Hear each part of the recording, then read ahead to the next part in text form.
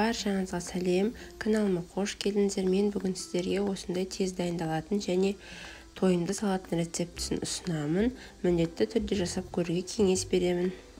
Ең алдымен қиярымызды видеодағыдай дөңгелекше етіп турап аламыз. Содан кейін ұзынша етіп, яғни соломка қылып тураймыз барлығын.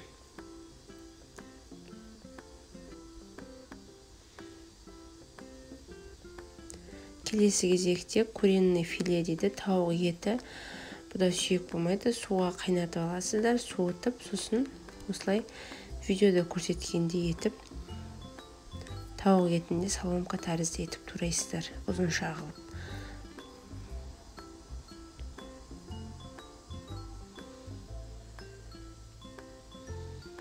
Тауық етімізді салып аламыз.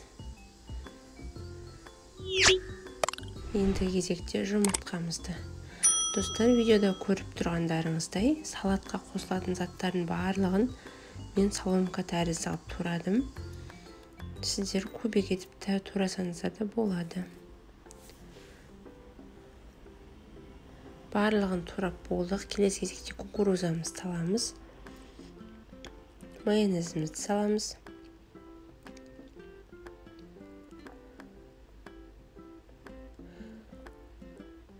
Және дәміне қарай тұз салыңыздар.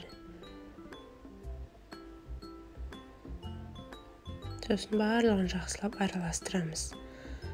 Араластырып болған соң біздің салатымыз дайын. Міндетті түрде жасап көріңіздер. Қол жетімді заттардан жасалады. Және тойымды қонақ күткенде де жасасаңыздар болады. Жылдам дайындалатын салат. Кешкі асқа жасасаңыздар да болады. Видео ұнаса, каналыма тіркеліп, лайк басып, комментарий қалдыруды ұмытпаңыздар.